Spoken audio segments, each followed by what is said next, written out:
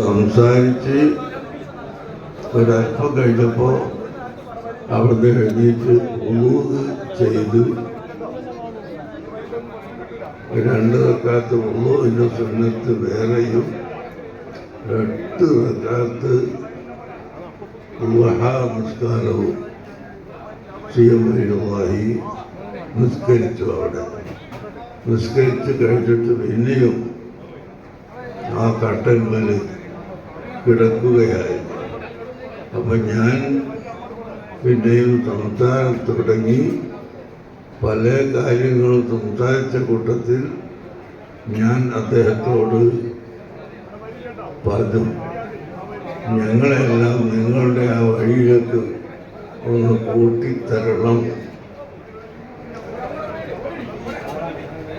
ഞങ്ങളെ വേറെ വഴിക്ക് അയച്ചാൽ പോരാ എന്ന് പറഞ്ഞപ്പോൾ വേഗം ആ കിടത്തത് എഴുതിയിട്ട് കൊണ്ടിരുന്നിട്ട് ഒരൊറ്റ പറച്ചിൽ, ഞങ്ങളും നിങ്ങളും 2 വഴിയില്ല, നമ്മളെല്ലാം ഒരു വഴിക്കാരാണ്.